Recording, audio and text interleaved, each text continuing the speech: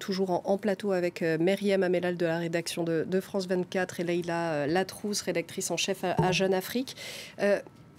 On entend à l'instant Khaled Drareni dire ces manifestations, elles vont se renforcer et la répression aussi va se renforcer puisque le régime veut la mort du Hirak, la fin de ces manifestations. On va vers une confrontation qui risque d'être dangereuse dans les jours qui viennent. Là, pendant que Khaled parlait, je me suis autorisée, ce qu'on ne doit pas faire normalement en plateau, à regarder mon téléphone pour échanger notamment avec des personnes qui sont en train de manifester dans d'autres villes. On signale une répression qui a commencé à Sétif, on signale une répression qui a commencé à Mostaganem, c'est-à-dire en dehors d'Alger. Vraisemblablement, sur Alger, il y a une volonté de laisser faire, notamment aussi pour que puisse se jouer, pour qu'on puisse commenter ces images, dire vous avez vu, il y a des manifestations, donc on est dans un jeu démocratique, il y a un président, la rue le conteste, tout se passe bien. Enfin, les images de la charge d'hier soir sont quand même assez spectaculaires. Évidemment, on voit quand même des policiers rentrer dans une foule compacte. On n'était pas dans le même contexte, on était dans le contexte d'empêcher des gens d'accéder à un bureau de vote et de pouvoir perturber des opérations de vote. Là, le vote a eu lieu, donc on n'est pas dans une confrontation entre guillemets directe entre une opération de vote et des gens qui veulent l'empêcher. On est dans un président qui a été annoncé vainqueur et en face une rue qui dit ce scrutin ne nous va pas, etc. On est le vendredi. Donc manifestement, il y a volonté de laisser faire à Alger pour qu'on puisse aussi dire vous avez vu, tout se déroule en fait comme dans une démocratie, les urnes ont parlé, mais il y a également la rue qui peut et puis il y a encore des médias étrangers et puis il y a encore des médias étrangers qui sont sur place. En revanche, en dehors, dans d'autres villes, donc à Sétif, à Mostaganem, on commence à signaler des cas de répression. Je sais par ailleurs que dans d'autres villes, un certain nombre de personnes perçues comme étant des leaders du Hirak se sont vues signifier par les policiers que au-delà d'une certaine date, elles finiraient en prison, donc elles avaient intérêt à se calmer et à ne pas ressortir dans la rue, notamment dans l'Est.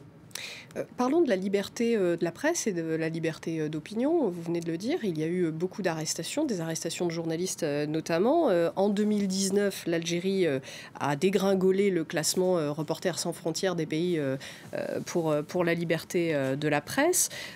Aujourd'hui, quel est l'état de la presse algérienne en 2019 par rapport à 2018 ?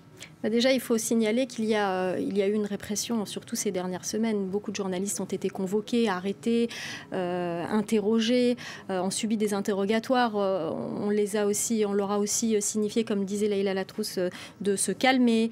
Donc il n'y a pas que de la répression, il y a aussi toute une intimidation qui est là.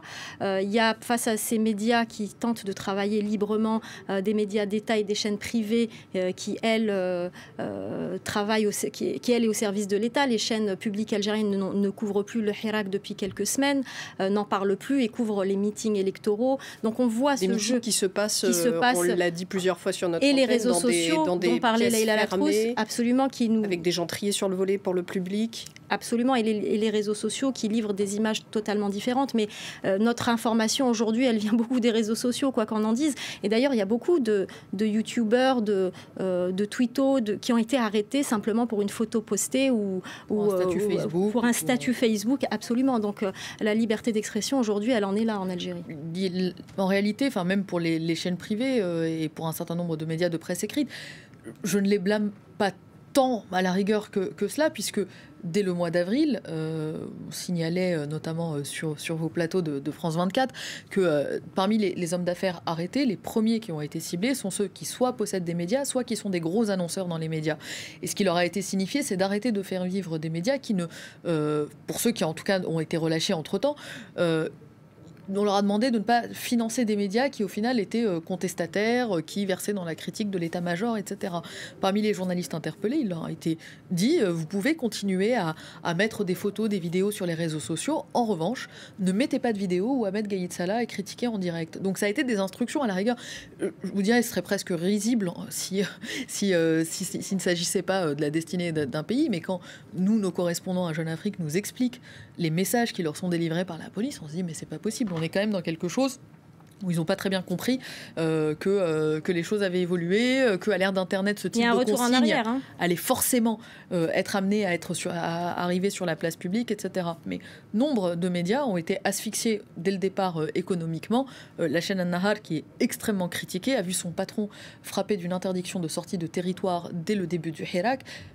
Il devait poursuivre des soins à l'étranger, j'espère ne pas trahir des éléments de sa vie privée. Il lui a été interdit de partir à l'étranger pour poursuivre ses soins le temps que les choses se calment. Donc la répression ne s'est pas faite uniquement... Elle s'est faite aussi au sein des télévisions publiques et des chaînes publiques. Alger Chaîne 3, la radio francophone, où il y a eu une tentative de défendre. J'ai rencontré moi-même sur le terrain, lors de manifestations à Alger, des journalistes d'Alger Chaîne 3 qui me disaient c'est dur, on essaye de couvrir, mais c'est dur.